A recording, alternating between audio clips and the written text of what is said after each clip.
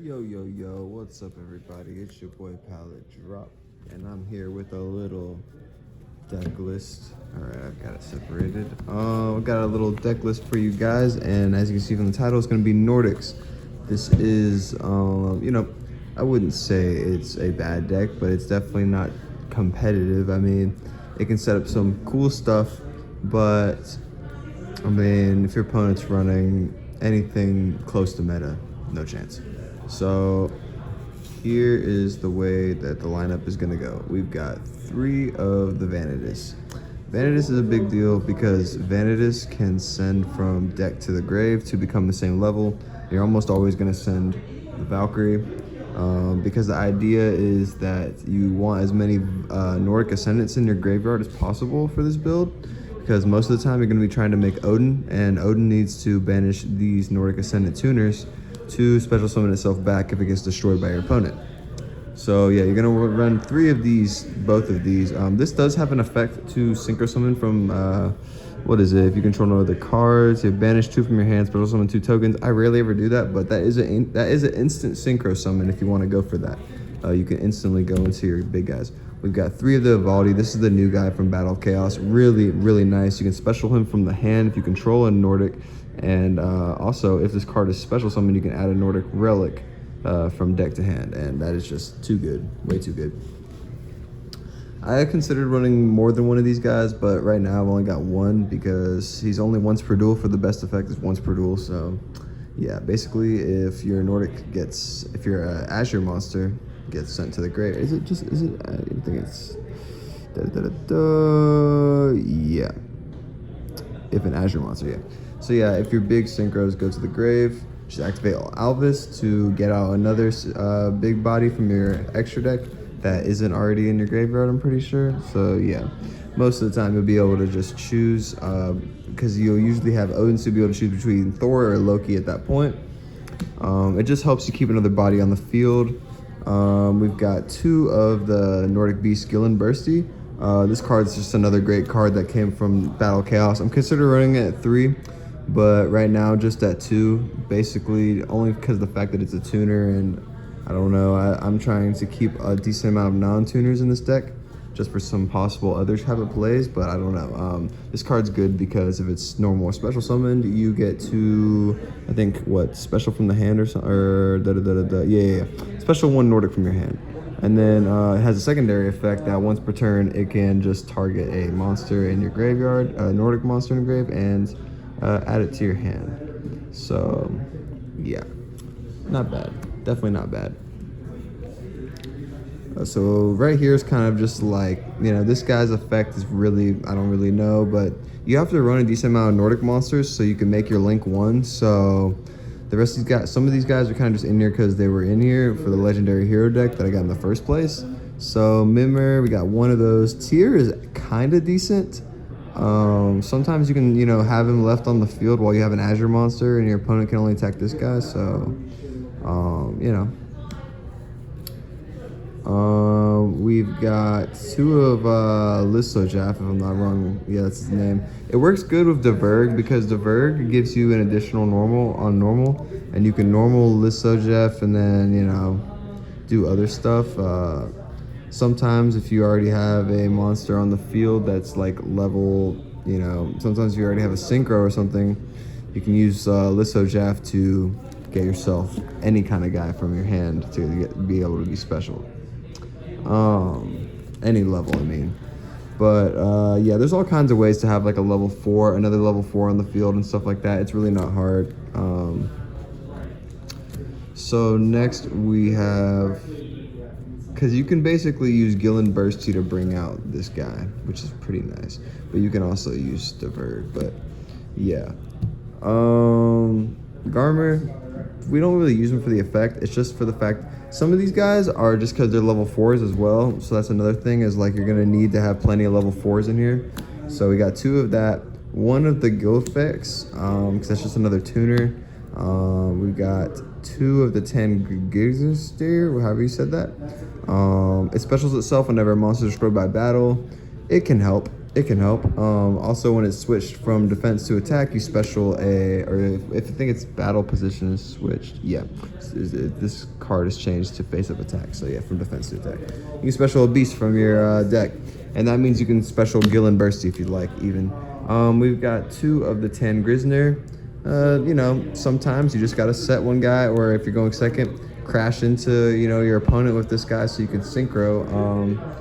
It's really not a bad card. It's not a bad card. It's just really old school. But hey, we run 2, 1 Mara, because every now and then Mara's effect does come into play, and it is an Alpha tuner. I would like to see a retrained Alpha tuner, like a new Alpha tuner, that would help out the archetype, because they just did a beast. And yeah, Mara's good, but it's not as good as Gillen Bursty. Like Gillen Bursty's got to be one of the best tuners besides the Vanadis, because Vanadis just sets up for perfect plays. But they can both be used, which I forgot to mention. What makes Vanadis and Gillen Bursty so good is that they can be used as any type of Nordic monster, Nordic tuner for a synchro summon. So well, not some, but for example, whatchamacallit, Odin, he requires a Nordic Ascendant tuner. So you can use Gillen Bursty there because it can be substitute for anything. And also for the Nordic Beast or for the Nordic Alphar, you can use them that way too. So that helps, that's another reason why I kind of wish I had more of these, because I can't really summon Loki properly, because Loki's never going to be able to bring himself back. I'm going to have to banish a Nordic Alphar. And there's not a good one out there, so they need to make a good one.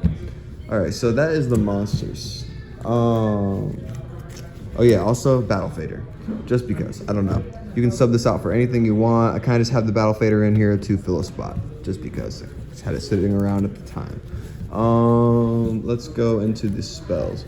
For the spells, I'm only running 1 of these. You could easily run 2 of these. I just think it's kind of bad based on the fact that you can only use 1 of the effects per turn, and also while the monster that you summon from this effect is on the field, you can only go into Azure monsters, so you can't actually go into your Link 1 if I'm not wrong. Yeah, because it's a Nordic Ascendant, so you can't actually just go into the Link 1 with this, so that's kind of the problem with it. It's kind of one of those cards where you just special a guy that you know is going to finish your synchro, so you can go ahead and continue and not be held up. It's one of those things where you're actually properly summoning them instead of using Gilveg's effect to spam out monsters and then do it that way. But yeah, there's plenty of other ways to flood the field. This is one of the ways to help you do that. It does have a second effect from the grave to banish, and then I think add 1 Nordic monster, shuffle 1 card from your hand to the deck. I'll tell you, I've never used that effect, but it is in effect. We've got 2 Spiritual Entanglements, kind of just a removal. You could swap these out for Raigeki, swap these out for Dark Hole. I just kind of like that it's, you can kind of look at a Borreload Savage Dragon and be like, okay, Spiritual Entanglement. Any response? You can kind of force some stuff out, and it's not once. Oh, it is once per turn, but still, you're only going to usually see 1 anyway, and it helps. But yeah, like I said, you could easily, put a different removal spell there, maybe even run some spell trap removal, which that's probably a better idea than this, but it's kind of just there to help me out in sticky situations where I can't beat over their guy. Next, got Pot of Desires. Pot of Desires is really good. I have been saying this for a while now. Pot of Desires is basically just Pot of Greed. You banish 10, yeah, but if you have combo already in your hand, you combo. See, the problem with this card is it doesn't say you can't special summon the turn you do this. You can't did with the turn you do this. No, this just says, oh, it's a hard once per turn, but you draw 2. So what you do is you do full combo, and you activate Desires. You just banish 10 cards. Who cares? Because this deck, it can live without 10 cards in it. It's fine. There's plenty of good stuff that will still be there after you banish everything. So yeah, this card's great. Honestly, it's sad that it's at 1, but you see it a lot more times than you think. We got 1 March Towards Ragnarok, only because it's a quick play, and it's kind of like, honestly, you could switch this out for Forbidden Lance, but yeah, I don't know. I kind of like this card just because it is part of the archetype. but you could definitely switch this out for Lance all day. And then 3 Hippo Carnival. Hippo Carnival is a really, really big deal. You need to be running this at 3 in this deck because it just goes so well with your Link monster. Yeah, it's hilarious. This deck might as well be called Nordic Carnival or something, or Nordic Hippo, because most of the time, if you want to do full combo, you are going to need Hippos, because this prevents you from going minus, and I will show that off in the combo section of this video. Next, we've got 2 of these Nordic relics. You could easily switch this out. The problem is I'm running some cards in here that are kind of just fun to use. So, you know, this one's actually pretty useful. It doubles the attack. No, this one does. You could definitely, I would suggest maybe running this at 2, maybe this at 2 as well, but I'm just kind of running stuff like Odin's Eye just for the fuck of it. Odin's Eye, it basically, well, first of all, let's explain these because I got a little too excited there. So yeah, this one, it basically makes it so your monster's attack becomes, the attack of the first target becomes equal to the, yeah. So you basically just make it so when your opponent is about to attack over you, you guys have equal amount of attack and just your monsters die together. And in this deck, it's not all too bad because when your guys get destroyed, they do stuff. Like Odin lets you draw a card whenever you special summon, and Thor lets you burn for 800, and Loki lets you do stuff, you know? So this one is the one that doubles the attack. This can be used during damage step and damage calculation, and it has stolen me some games. So yeah, 2 Odin's Eye. Odin's Eye, basically you negate the, during the standby phase, you can select 1 Azure monster you control, negate its effects till the end of the turn. Look at all cards in your opponent's hand and all set cards they control. Cards and effects cannot be activated in response, which is pretty funny to me. So yeah, every standby phase, while this is on the field and you have an Azure monster, you're gonna see your opponent's stuff. But just know that you're gonna be negating your guys' effects in order to do so. So choose whether or not you would like to do this, because this is a can effect. So it is not mandatory, you can still choose whether or not to do it. We've got 3 of this. This is probably the best Nordic relic to ever exist. It basically just says, oh, if you control an Azure monster, you can negate the effects of all face-up cards your opponent currently controls until the end of this turn. And then it also has an amazing effect where you contribute a Nordic. So if you can't special summon your Azure monster anymore, well, guess what? You can use this trap to bring your Azure monster back from the grave by tributing a Nordic. Of course, you can only use 1 of the effects per turn, but still, this card is clutch. It is very good. It is very, very good. I love it. I think it's something the deck severely needed, something that can actually play during your opponent's turn, or not play, but, you know, stop your opponent in their tracks. We play 3 Waken of the Dragon just because hopefully they will try to be popping your relics that you have set, especially this guy. They're going to see this and they're not going to like that, so they're going to want to get rid of that. So it's always nice to have some little curveballs you can just set down as well. If they do Harpy, Feather Duster, or Twin Twister, catch them lacking. So yeah, Waking of the Dragon just says if it's destroyed, if it leaves the field because of an opponent's card effect and is now in the graveyard or banished, you can special summon a monster from your deck or extra deck. And that can get real nasty real fast because we've got all kinds of spiciness in the extra deck here. We're going to start off with the Nordics though. We are going to start off with, we've got 1 Thor. Thor is basically once per turn during your turn, you can negate the effects of all face-up monsters your opponent currently controls to the end of this turn. And then he also has an end phase effect. If this was destroyed by your opponent's card and sent to your graveyard, you can banish 1 Nordic Beast Tuner, special summon this card, and if he was summoned this way, inflict 800 to your opponent. Odin, it is basically a once per turn during your turn, you can make this card unaffected by all spells and traps. I wish there was a Nordic relic that they would come out with that would make these guys quick effects or something, or a Link monster that would make it so Nordic monsters that this monster points to now have their like effects turn into quick effects, because Loki's technically a quick effect because it activates during battle phase, but these guys, if they activate during your opponent's turn, they would be so good. I mean, because this is just non-targeting negation, and this is just making it completely, you know, invulnerable to stuff like that, so to spells and traps. So really nice. This is a 35 beater as well, and this is a 4,000, so very nice. So yeah, also if this is destroyed, you banish a Nordic Ascendant, and when summoned this way, you can draw a card. Now this is a when effect, so it technically can miss timing, and that's what kind of sucks about the draw of Odin. But Loki basically says that once per turn, when your opponent activates a spell trap during a battle phase, you can negate the activation if you do destroy it. It has to be during your battle phase, which really, really sucks. Like, I don't know what this deck really needs to help it deal with stuff a little bit better, like be a little less specific and actually help you out in different scenarios. But the card is still kind of good, and if this card is destroyed by your opponent's card and sent to the graveyard, banish one Nordic Alpha Tuner, special summon this card. When summoned this way, target a trap in your grave, and add that target to your hand. So not terribly bad. We've got 3 of these. You should run 3 of these. You can run 2, but I run it at 3. Basically says on summon you can banish cards up to the number of Azure monsters that you would like to summon from your deck, and in defense position. And yeah, you can banish up to 3. So yeah, but the problem with that is you get locked for the rest of the turn from your extra deck into Azure monsters. So yeah, if I'm not wrong, yep. Nor normal summon set any monsters. Yep. So yeah, you know, you're gonna be using your normal before this, but that is also a little thing about the normal summon set. You can oh wow, yeah, never mind.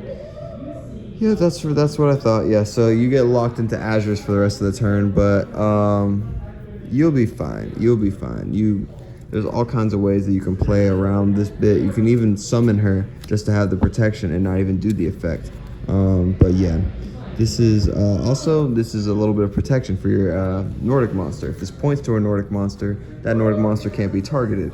And while this card's pointing to a Nordic monster, it can't be attacked.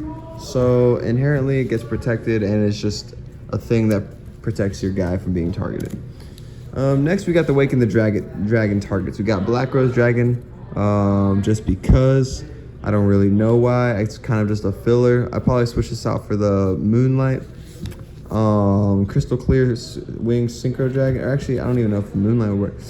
Maybe switch this out for just a Clear Wing or something. I don't know. But this is a Big Daddy. This is almost always what you're going to choose, because he can negate a spell trap and make himself unaffected by monster effects. So he's nasty. We got Ultimate Falcon, just because when you summon this guy, you're gonna want to summon this guy too. Like if they pop more than one Waken the Dragon, summon this guy first in the extra monster zone, and then summon, or yeah, it doesn't even have to be extra monster zone because it's not Final Sigma if I'm not wrong, but yeah, you summon this guy and then summon this guy. Always, if they do 2 Waken the Dragons, try to go for the Ultimate Falcon and Last Warrior, because Last Warrior, because Ultimate Falcon's unaffected by card effects, so he won't be affected by Last Warrior's effect, which is destroy all other monsters you control. Neither player can summon monsters. So, you know, that way Ultimate Falcon stays on the field. We've got one of these just because you can have him on your field, and once per turn, if your opponent attacks, you can make change the attack of the opponent's monster to 0. So that's just one thing. And then we have the Phantasm Emperor Trilogic, whatever, yeah.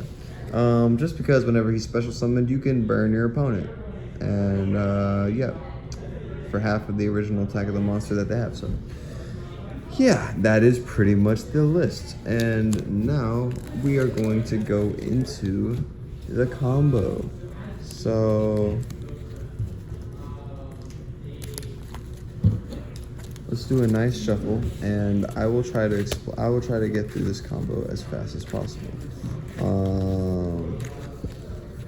Why is Hippo Token why is Hippo Token in this deck? I know people are gonna be wondering, why are you running Hippo Carnival? Well, Hippo Carnival is in here because it prevents you from going minus whenever you activate your effect with your Azure monster that makes you banish cards to special from your deck. Well, yeah, you're going to basically be able to keep your whole hand instead of having to banish anything, and that's just so much better. You can have all kinds of great stuff in your hand and sometimes have to banish it, and that sucks. I'm not saying that you will fully avoid that just by running 3, because yeah, there's plenty of times where you get bad hand and you can't do anything but banish your hand. But hopefully I'll get a hand where we can showcase some good stuff. So here we go, 1, 2, 3, 4, and 5. I guess technically my deck would have been cut, so I'll do a cut. All right, 1, 2, 3, 4, 5. So yeah, what did we get in our hand? No Hippo Carnival here. So what I'm gonna actually do is just show, let's see. Yeah, I'm just going to show a Hippo Carnival hand. So I will just get the Hippo Carnival and we will put away the Mara, why not? So let's just say this is the ideal hand here. Just for the video's sake, I want to be able to show this off. Anybody who's actually played Nordics before will already know about stuff like this, but this is some schnastiness. So let me just, okay, there we go. All right, so cut and boom. So what you're gonna wanna do here is just go ahead and normal the Nordic Beast Gillen Bursty, activate the effect, it's special from your hand. Most of the time they're not gonna wanna do anything about that. Just gonna special. Then you can go ahead and, yeah. Now you just basically choose, do you wanna use the Gillen Bursty or do you wanna use this as link material? I probably will just go with the, yeah. I'll just use him. We'll go ahead into the Gilveg and then activate Gilveg's effect. Then we'll chain Hippo Carnival. Hippo Carnival will special summon 3 tokens onto the field. Now there is a problem, a little thing about this card that says, but they cannot be tributed. You cannot special summon monsters from the extra deck while a Hippo token is in a monster zone for the rest of the turn after this card resolves. Your opponent, the monsters your opponent controls cannot target monsters for attack except Hippo tokens. But yeah, now this will resolve backwards because chains go backwards. So chain link 2 was Hippo Carnival, special summon the tokens. Now this will resolve, which says to banish up to 3. So I'll banish 3 tokens from the field. Special summon 3 from the deck. You're almost always going to go with Vanadis, and then go with an Alvis, and then your 4th one, most of the time, going to go with Ivaldi. If you don't already have your Nordic Relic in your hand, but I mean, you're still going to want to do it to get your Nordic, to get another Nordic Relic anyway. Because having more than one in your hand sets you up for your opponent's turn. So now, let's see. The only effect that activates on summon here is going to be Ivaldi because he was special summoned to add a Nordic Relic. So we're going to go ahead and add the Svalin, however you say that, Svalin. Then we're going to activate Vanadis's effect by sending a level 2, which will be Valkyrie, to the grave. She will become a level 2. Then I will synchro summon using, and this is to my hand, using these 3 monsters, the level 2 and the 2 level 4s. And most of the time, just slap down an Odin. And now look at what we have in our hand. Awakening the Dragon, a Nordic Relic Meganjord, which doubles our attack, and a Svalin. So we have a negate, a double attack, and a punishment if our opponent goes for the destruction on our spell traps. Really nice, really nice there. That's pretty much just the main combo. Now you can actually banish her for her effect to special, so don't let anybody tell you that you can't. It will still resolve if you banish her, if you need to banish her for her effect, so just to get like an extra monster in there that you need. But yeah, so now you just basically will set 3 and hope for the best. I mean, that's one of the best kind of first turns you can kind of have. Let's see, what do we draw the next turn? I mean, yeah, it's not bad at all. Yeah. So that's pretty much the gist of the combo, though. I'm gonna have to leave it with that. If you guys want to see some more Nordic content or even see me play against someone with this deck, go ahead and comment down below. We want to see some Nordics, and I will listen to you guys and I will show you some more. But for now, that's gonna be everything. Thank you for tuning in, and it's your boy Pallet Drop saying peace.